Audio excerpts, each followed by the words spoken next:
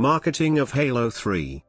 The first-person shooter video game Halo 3 was the focus of an extensive marketing campaign which began with the game's developer, Bungie, announcing the game via a trailer at the Electronic Entertainment Expo in May 2006.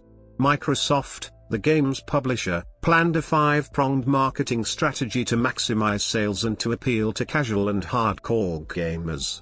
Bungie produced trailers and video documentaries to promote the game, partnering with firms such as Digital Domain and Weta Workshop.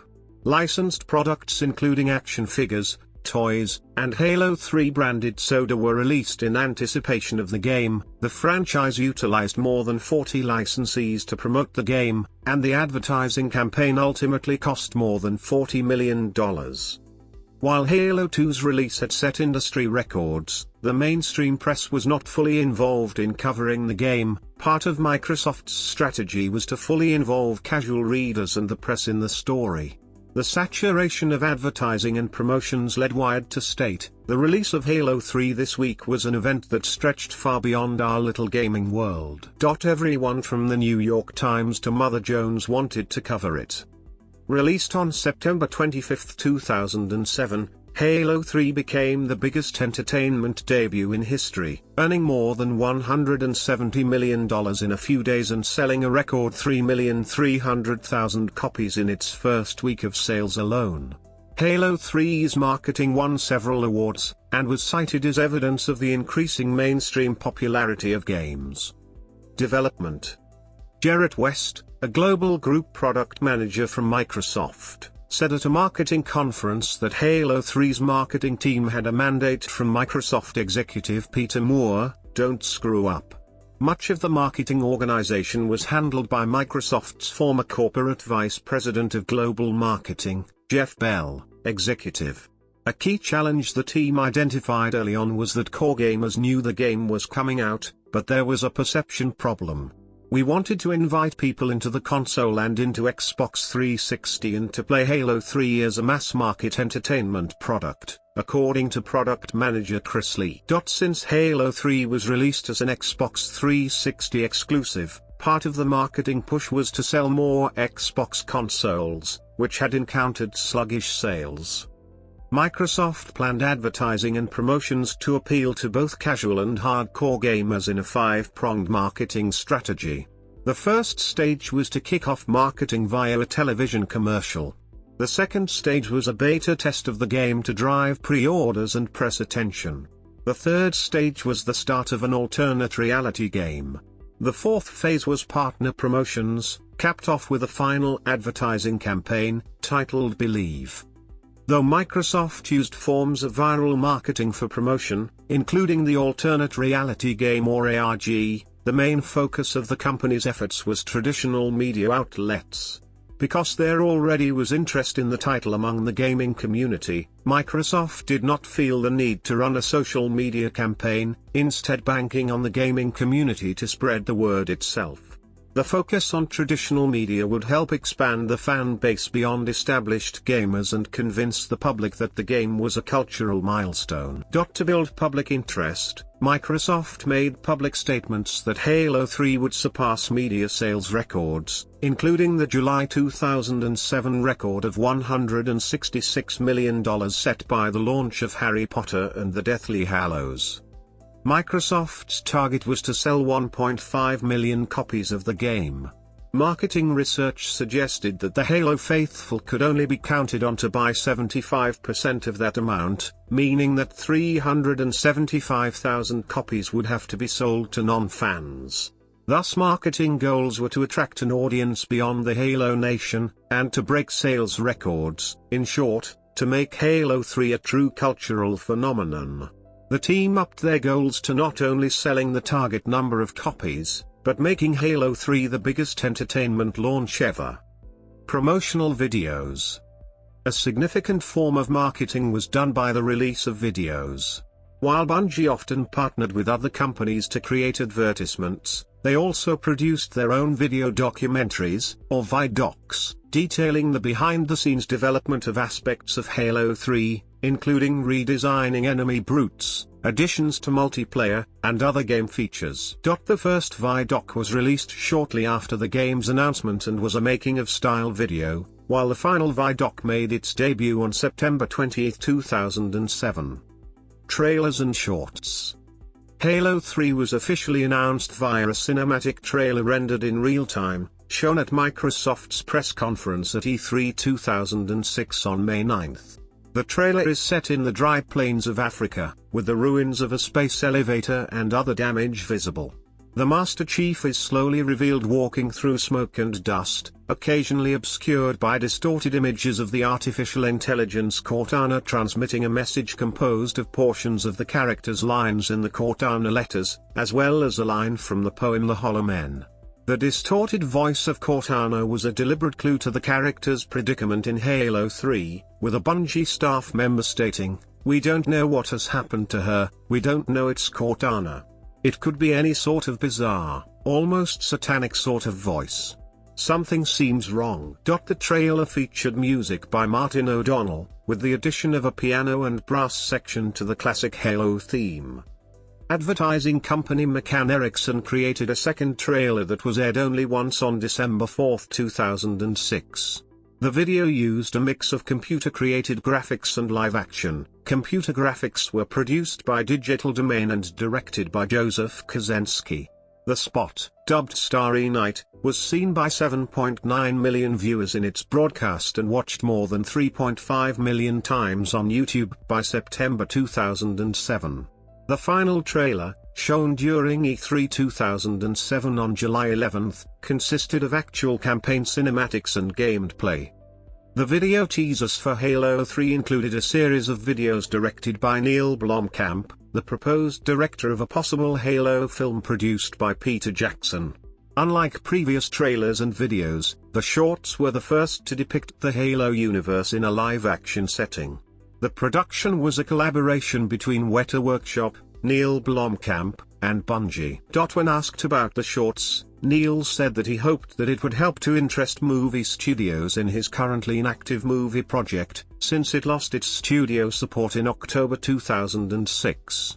Game Trailers released a compilation of the 3 videos edited together, titling it Landfall. The first live-action video, titled Arms Race, was originally shown at Electronic Entertainment Expo 2007. It was followed up by another short, Combat, which featured Covenant and human vehicles and weapons. The final video in the series aired on October 4, 2007 and was used by Discovery Channel to promote their reality show Last One Standing. The short ties the events depicted to the beginning of Halo 3, which begins as the Master Chief plummets to Earth. Believe campaign. The last major advertising campaign before and during Halo 3's release was a series of videos marketed with the tagline Believe, beginning September 11, 2007.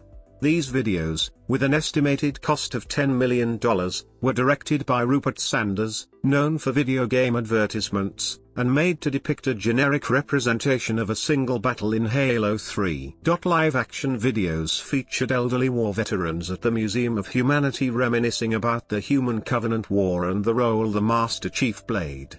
The Believe website allowed visitors to pan the length of a massive diorama of 1,200 square feet, 110 square meters, in size and over 12 feet tall, with handcrafted human and Covenant figures represented at 1/12th scale. According to Microsoft, the unusual presentation of a model rather than computer graphics was chosen to look at the themes that lie at the heart of the Halo trilogy: war, duty, sacrifice, and most importantly the heroism of Master Chief. The musical score for the Museum of Humanity video is a selection entitled For All of Us and was composed for the video by Jay Green with Big Science Music. The diorama was built through a collaboration between Los Angeles, California-based New Deal Studios and Stan Winston Studios. Director Rupert Sanders had actors stand in for the Marines, capturing their facial expressions and using them as the basis of the miniatures. Character assets from Bungie, including alien models and armor, were recreated and rebuilt for reuse. The Twisted City ruins the diorama is set in were inspired by bombed-out Afghanistan suburbs. Special attention was paid to creating a photorealistic setting which was recognizably Halo. Public beta testing. On April 10, 2007, Bungie announced that a beta test of the multiplayer component of Halo 3 would run from May 16 to June 6, open to select members of the public. Players could enter the beta in several ways. Testers were selected from those who signed up on the Halo3.com website following the Starry Night commercial, or from the first 13,333 players to register after playing 3 hours of Halo 2 on Xbox Live. Players could also buy a specially marked copy of the Xbox 360 title Crackdown, which allowed players to download the beta upon its release.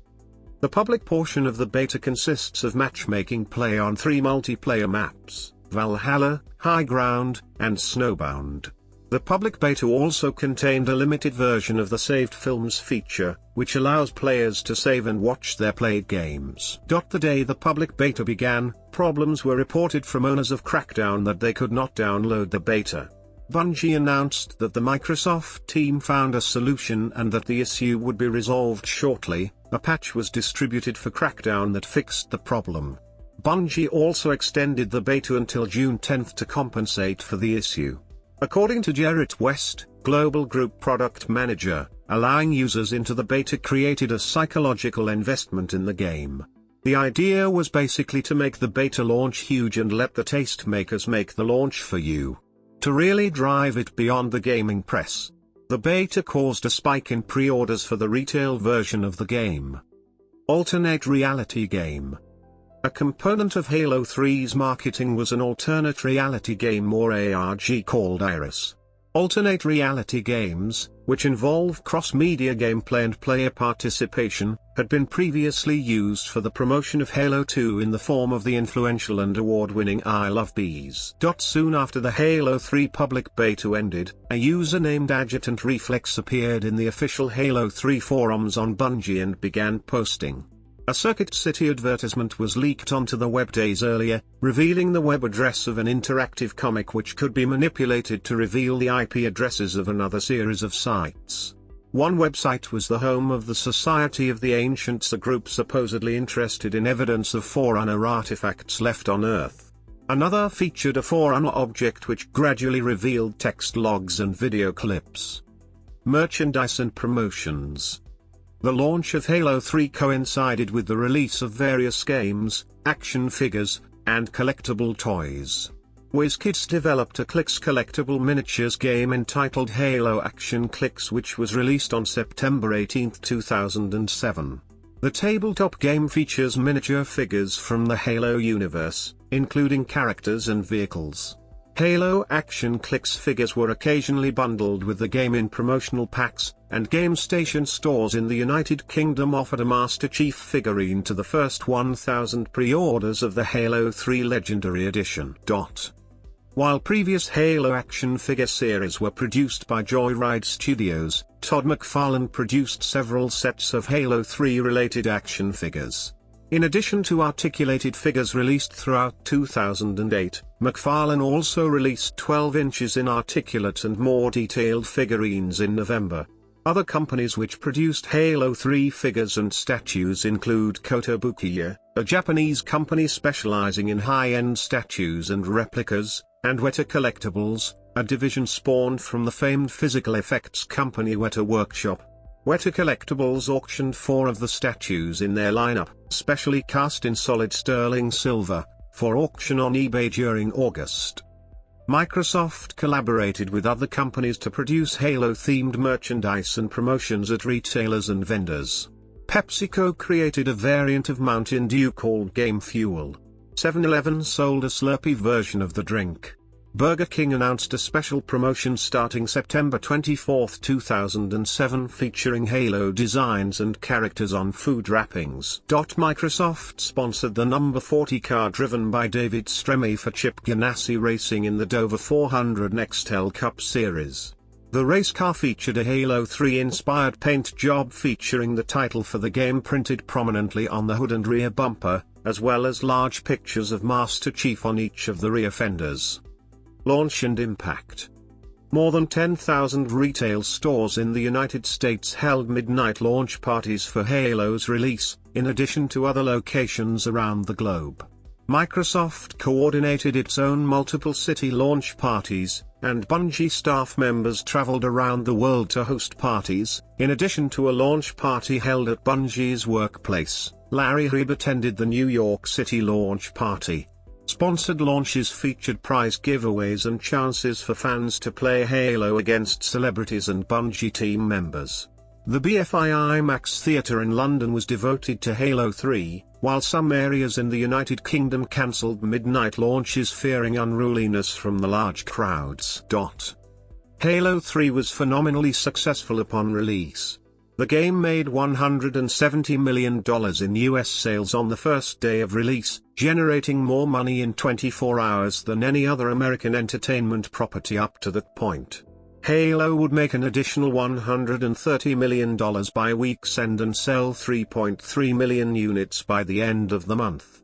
By 2008, Halo 3 had sold 4.8 million units in the United States for a total of 8.1 million units worldwide, making it the best-selling game of 2007 in the United States.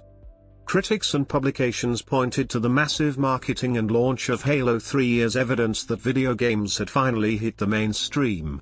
Video game critic Steve West of CinemaBlend.com pointed out the Halo 3 phenomenon as evidence of the mainstreaming of video games, stating that like movies, radio, and television before, games are becoming more and more accepted in the popular culture.